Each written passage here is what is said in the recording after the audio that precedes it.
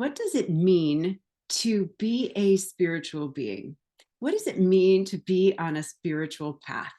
That's what we're going to discuss tonight on Irresistible You, Ignite Your Passion and Purpose. I'm your host, Karen Seltz. I'm so excited that you're here. Happy New Year. Happy 2024. I've been doing a lot of reflecting and also a lot of clearing the year, clearing the stuff from 2023, the stories that I made up about my losses, disappointments, and perceived failures. Yes, perceived.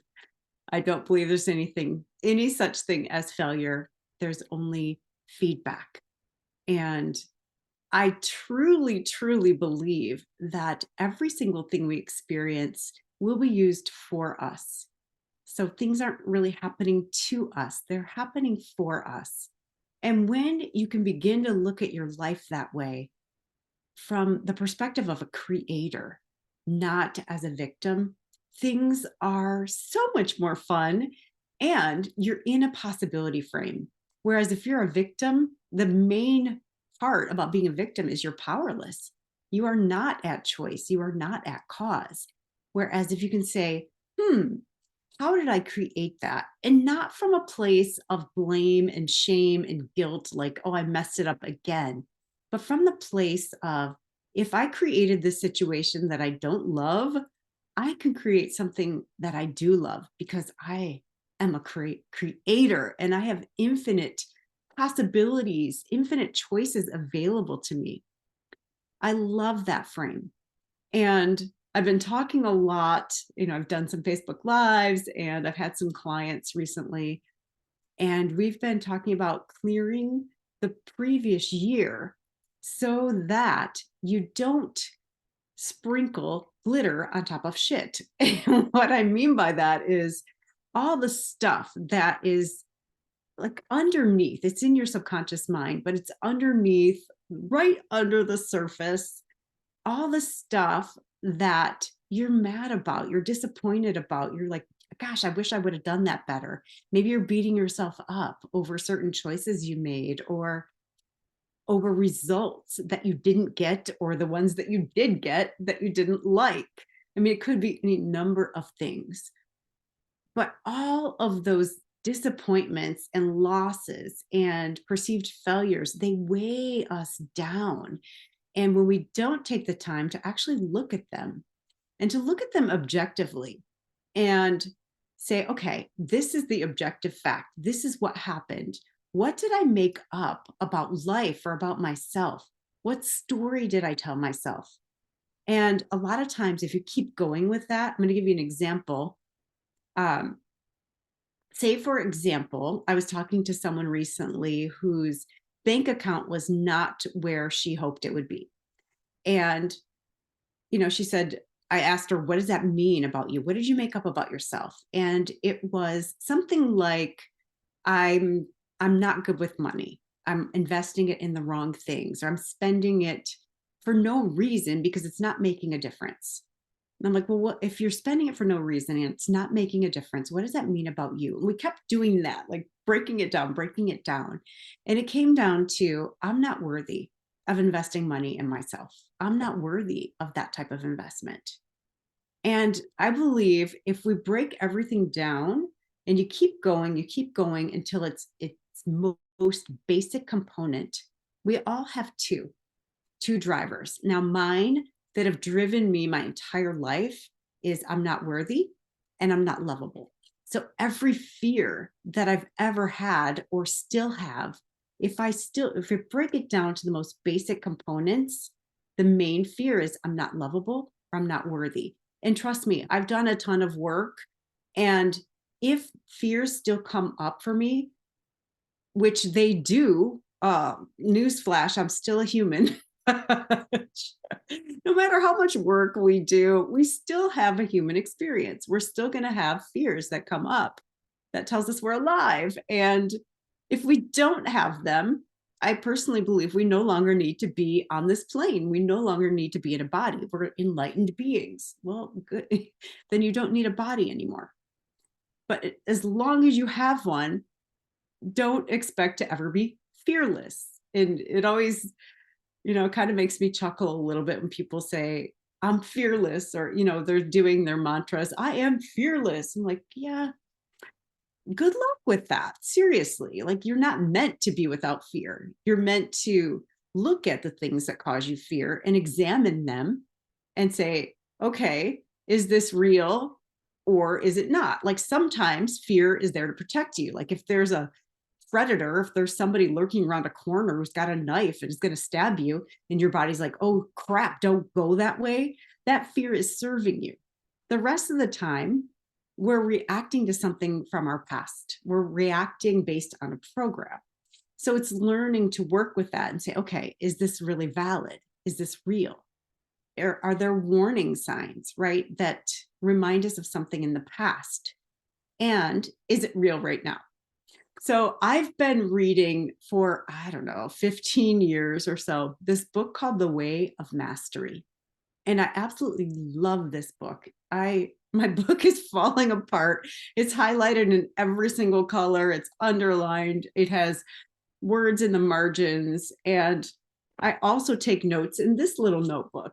And I was reading recently, I'm toward the end of it again, and I came to this part that said self-love. I'm going to mess it up because I don't have it in front of me.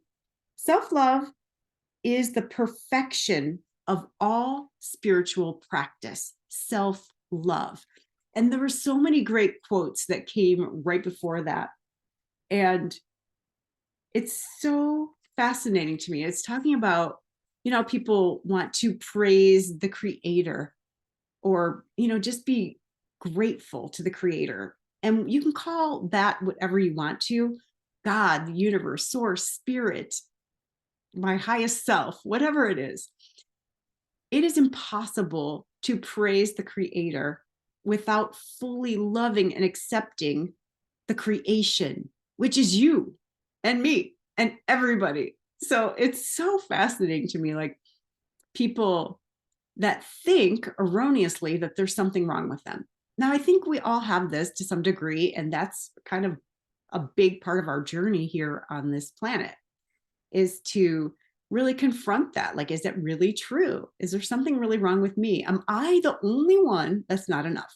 Am I the only one that was a mistake? Like, of course not, right? But it sounds so logical in our heads sometimes, the arguments we come up with. And the ego mind is constantly trying to make you feel separate.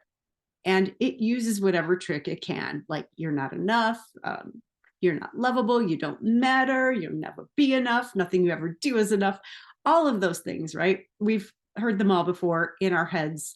We've sometimes even said them out loud.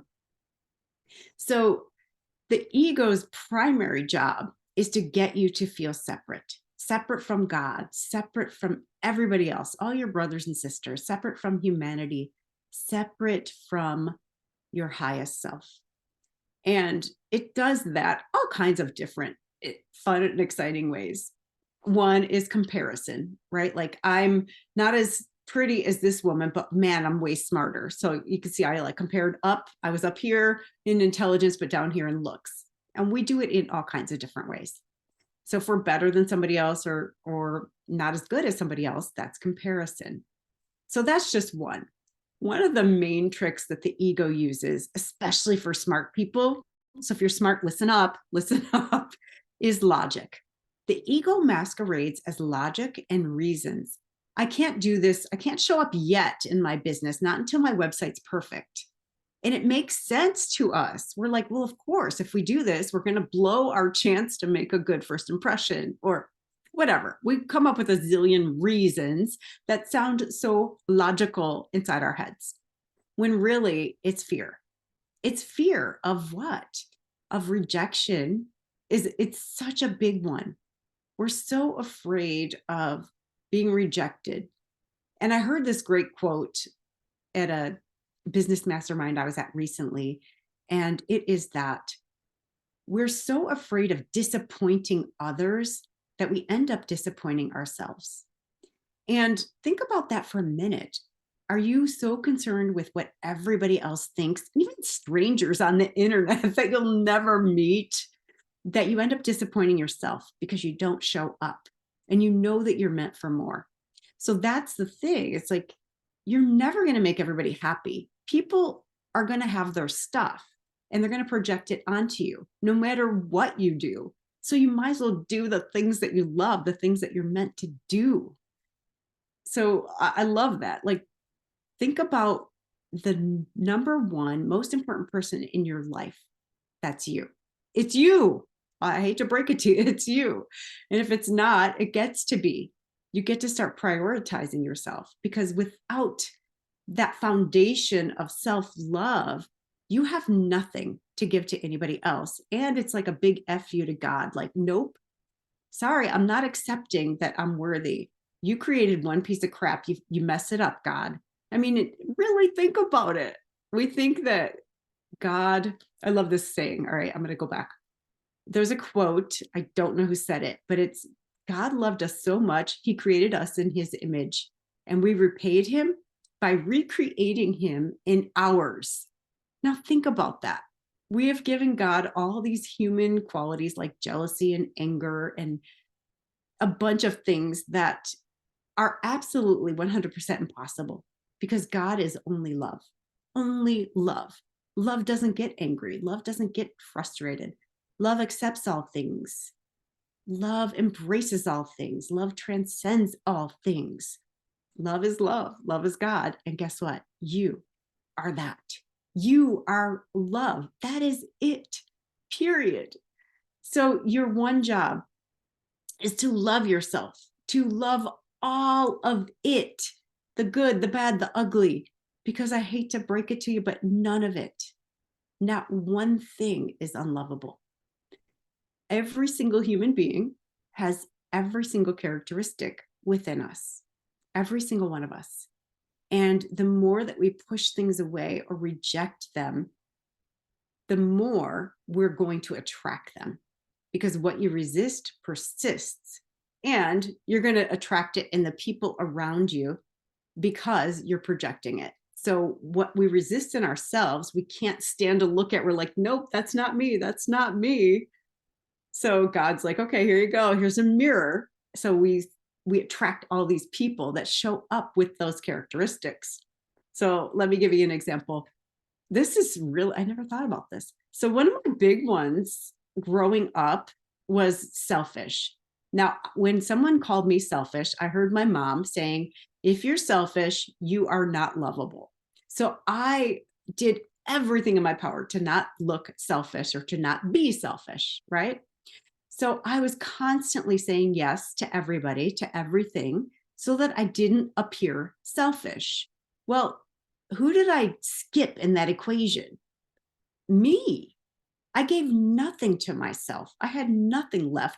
I didn't even know who I was, what I liked. I had no idea what my preferences were, which is bizarre to me now. I can't even imagine being that person.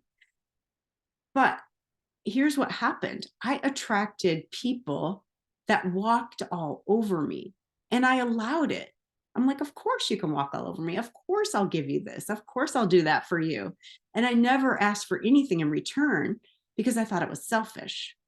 Well, fast forward, and I realized that I created this vacuum where nobody could give to me, which is one of the most selfish things that I could have possibly done, because I was resisting it.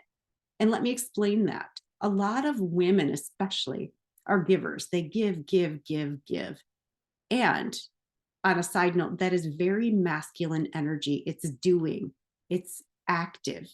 And the feminine energy is receptive. It's like, yes, of course, I'm worthy to receive. Yes, you may give to me. But think about when you give to somebody and they really receive it, how does that make you feel? It usually fills you up and makes you feel good and like you contributed, like you matter, right? Well, when you don't allow other people to do that, you are robbing them of the opportunity to feel good with you. Think about that. It's very selfish. And we don't think of it that way. We're like, oh no, even rejecting a compliment, like, oh, this old thing or whatever. Oh, this is old. If someone compliments your clothes, just say thank you. And if you give them a compliment back, you robbed them because you made it an exchange. You made it a barter, this for that. It's not a business exchange. All right. In business, yes, you give someone a service or product and they pay you. That's how it works. Quid pro quo. But in life, you don't operate from this credit and debit system. So if someone gives you a compliment and you give one back, even if you say thank you first, you have just made it a this for that. You made it more of a business relationship and they don't feel good anymore.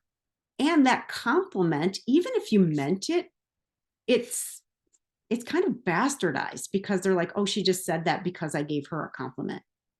So think about it when you interact with people. If people say, oh, can I give you this? Or can I help you out to your car with groceries? Something so simple. And you're like, no, thanks, I got it. Or a friend offers to do something for you. And you're like, no, that's okay. You don't have to. That's what I used to say all the time. No, you don't have to. It's okay. I never accepted support or help of any kind because I thought that made me selfish. And I was robbing people of the opportunity to feel good. So if that's you, just think about it and just start saying yes. Or, ooh, here's a stretch, ask for support. Ask for support. If you're feeling crappy, call a friend or text them and say, hey, I'm feeling really down. Do you have a minute to support me? And then ask them for what you need. Say, hey, could you just listen for a few minutes? I just want to vent. Or I don't need to be fixed or coached. I just want someone to hold space for me. Do you have capacity to do that? And just ask somebody and give them the opportunity to feel good about themselves, to contribute to your life. Because when that happens, it makes the relationship so much stronger and people will value you more when they feel like they're contributing to you. Because if you're doing all the giving, there's this imbalance in the relationship and it doesn't feel good and they often fall apart. If you're doing all the giving, chances are you're feeling resentful. Even though you're like, nope, nope, I don't want anything back. No, thanks, not me. I don't need it. Blah, blah, blah. Yeah. Well, it's time. It's time that you start noticing, okay, what is it that lights me up? What is it that I desire? If you were looking back at the end of this year, so it's December 31st, 2024, and you had the best year of your life, what would have had to have happened? Like, who did you become? What choices did you make? What decisions did you make? What did you let go of? What didn't belong in that future? And if you make choices from that place, from that vantage point every single day, don't you think you're more likely to create that future that you want than if you just were going on autopilot and doing exactly what you did last year? So that's my challenge to you. Like, really get clear. Like, what lights you up? And in the next year, what is it that you really want? What do you want to accomplish? What do you want to do? What do you want to experience? Who do you want to experience it with? Because a lot of times we just go along with other people. I've been talking to this one woman and she was taking all these trips because she wanted to please her friends. And they were never anywhere that was on her bucket list, never any of the places that she really wanted to go. She was just saying yes and using all her time or all her vacation, all her resources to please other people. So she got clear. She's like, I really want to go to Costa Rica and I really want to do this. And so think about, where is it, that would light you up to go? Do you want to go on vacation? Do you have a bucket list place? I mean, you aren't guaranteed anything. You aren't guaranteed your health. You aren't guaranteed your life. And there's no better time than now for most people. I'm saying, not saying like if you have tiny children or whatever, but think about it. Like, this is the time. And if it's not, create it. Create something that lights you up, that fits with your lifestyle. Maybe it doesn't fit with your lifestyle, but you want it to. Work toward it. and start making decisions as the version of you that has already accomplished everything. So I'm going to give you an example. I love, love, love quantum physics. And there is a theory called multiple universes theory. And in this theory, there's all the timelines are occurring at exactly the same time. And it's like, you ever go to Lululemon or something and you look at the mirrors and there's like all these mirrors and you see all these versions of you. Well, what if all those were versions of you that made different choices? Like sliding doors. You remember that movie with Gwyneth Paltrow? I just watched it recently. It's kind of fun. So what multiple universes theory says is that at any given moment, there are an infinite, yes, infinite number of universes. So no matter what choice you make, that choice has already been made in this other universe. So there's a version of you that already has everything that you want. She's already accomplished everything you want to accomplish. She's already become everything you want to become. When you can open your heart and feel the emotions of that version of you and start to think her thoughts. And then you can backtrack. Okay, what decisions did I make? How did I spend my days in order to create that? And it's so much easier to do it looking backward because it's a knowing. You have a knowing in your body exactly how you created it. You're not guessing. Think about that. And you can check in with that reality many times a day, every week, however often you want, and create from that place.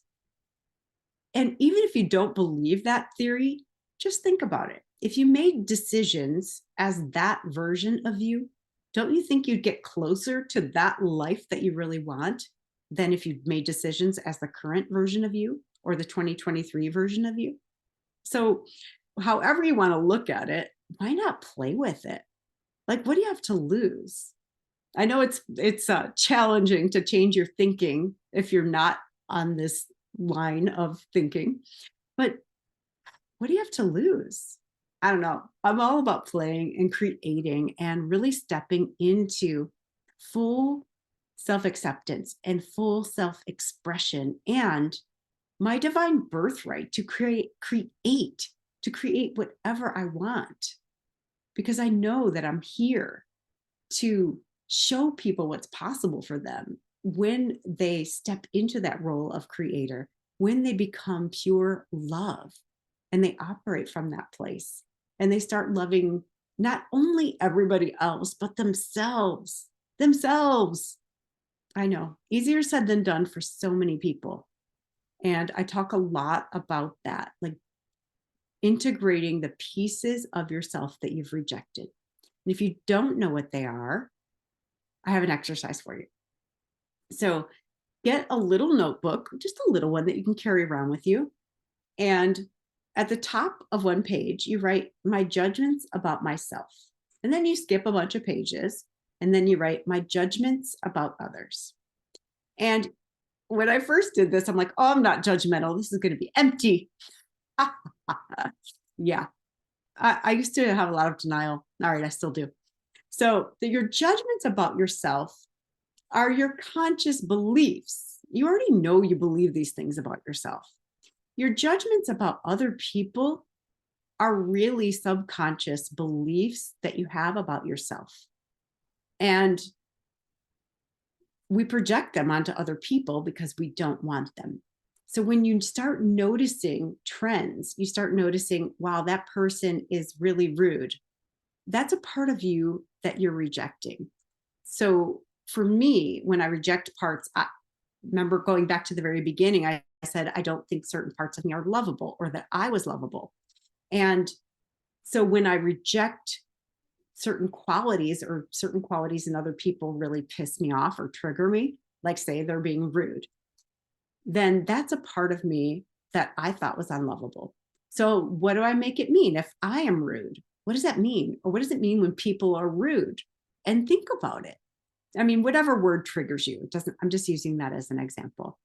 So also, what is the opposite of rude? Maybe considerate, compassionate, I don't know, loving, whatever it is for you. When you reject the part that you don't like the rude part, you cannot fully embody its opposite because they are two sides to the same coin.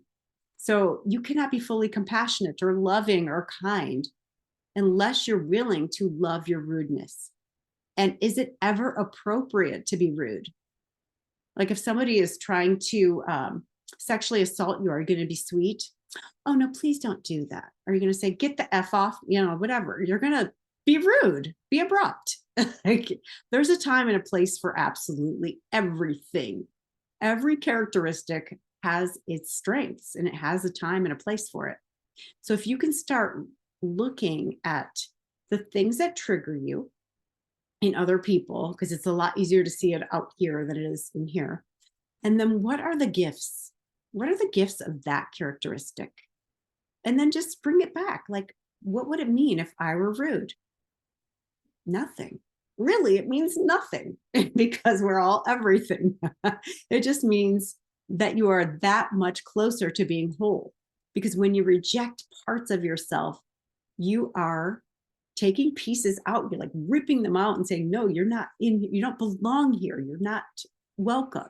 And when you bring them back, you are restoring your wholeness. You're like taking all these chunks of you that you've rejected and bringing them back. So you don't have all these holes inside that you're trying to fill from out here with other people or substances or shopping or work or praise, pleasure, safety, whatever it is that's your drug of choice. You don't need it from anybody else because you're already whole. If you're lacking nothing, there's nothing anybody can give you to make you more worthy or whole. There's nothing they can take from you either. So think about that and just start doing the work. Do the work, start paying attention, and just notice what you notice. Thank you so much for watching. Let me know if this was supportive to you in any way. If anything opened up for you, I would love to hear your insights. So just comment below and I will see you right here next week. Thank you for watching Irresistible You, Ignite Your Passion and Purpose. I'm Karen Seltz. I'll see you next week.